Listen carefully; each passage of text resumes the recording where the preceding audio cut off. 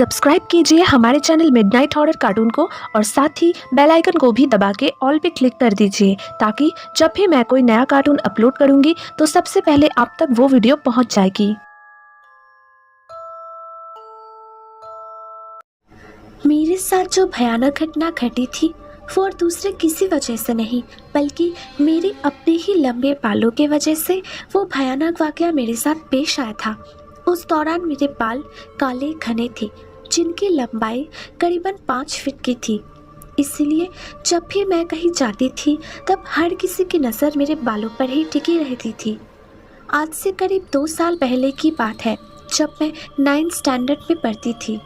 तभी ये दिल दहला देने वाला वाकया मेरे साथ पेश आया था।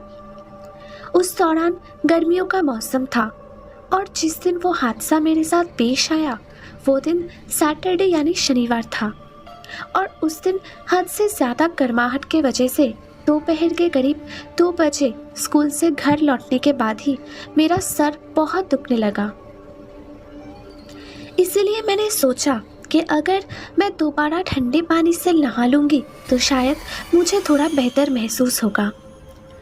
आपको बता दें कि हमारा घर गांव के एकदम बीचों बीच मौजूद है और उस हादसे के ठीक 3 दिन पहले से ही हमारे घर के नल में पानी नहीं आ रहा था। इसलिए मजबूरन मैंने अकेले ही हमारे घर के पीछे वाले तालाब में जाकर नहाने का फैसला लिया। हालांकि हमारे गांव में कोई भी उस तालाब के आसपास भी जाने से पहले 100 बार सोचते हैं क्योंकि यहाँ के लोगों का मानना है कि उस तालाब में गैर मरे मखलूक नज़र आते हैं। मेरी अम्मी तो मुझे दिन के दौरान भी उस तालाब के आसपास जाने से मना करते थे, लेकिन उस दिन हद से ज़्यादा गर्मी होने की वजह से मुझे इतनी तकलीफ़ हो रही थी, सर इतना दुख रहा था कि मानो अगर दीवार में जाकर सर पटक दूँ तो ही राहत मिलेगी। इसीलिए मैंने अम्मी अब्बू के मना करने के बावजूद भी उन दोनों से छुपकर उस तालाब में नहाने चली गई और वो भी अकेले ही। अपने घने लंबे बालों को अच्छी तरह से शैम्पू से वॉश किया।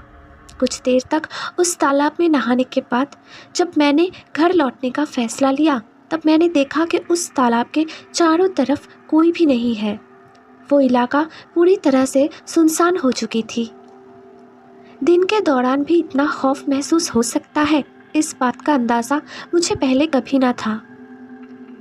इसके बाद जब मैं अपने लंबे बालों को खुला छोड़ के ही घर वापस लौट रही थी तब अचानक मुझे ऐसा महसूस होने लगा कि मेरा पूरा जिस्म भारी हो चुका है।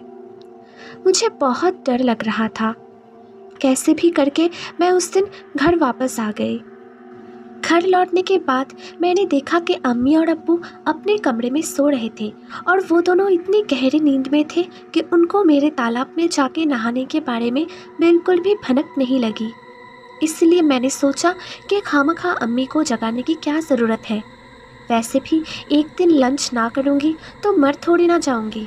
इसलिए उस दिन बिना लंच किए ही मैं अपने कमरे में जाकर सो गई। जब मेरी आँख खुली तो मैंने देखा कि रात के 10 बज रहे थे। ये देखकर मुझे थोड़ा अजीब लगा क्योंकि आमतौर पर मैं इतनी देर तक कभी भी सोती नहीं हूँ। बाद में जब अम्मी के पास जाकर मैंने उनसे कहा, रात के 10 बज चुके हैं, मैं इतनी देर तक सो रही थी और आपने मुझे उठाया तक नहीं।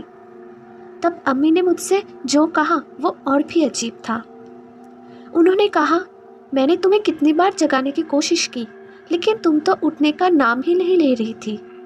मैंने मन ही मन सोचा, ऐसा कैसे हो सकता है? अम्मी ने जब इतनी बार मुझे उठाने की कोशिश किया है तो उनकी आवाज़ मुझे सुनाई क्यों नहीं दिया? खैर, नींद से जाग जाने के बाद मैंने महसूस किया कि मेरा सर अभी भी बहुत दुख रहा है, यहाँ तक कि मुझे बुखार भी हो गया है। इसलिए जब मैंने अम्मी को दोपहर की सारी बातें बताई तब उन्होंने मुझे डांटते हुए कहा, मैंने बार बार मना किया था ना तुझे उस तालाब के पास भी जाने से, लेकिन तू तो उसमें जाके नहा भी आई है अपने इन लंबे बालों को खुला छोड़कर ही। ऊपर से दोपहर के वक्त जब आमतौर पे उस तालाब के आसपास कोई भी नहीं होता है और तालाब के आसपास का माहौल बिल्कुल सुनसान रहता है। अम्मी के बातों से न जाने मुझे क्यों अजीब सा डर लगने लगा।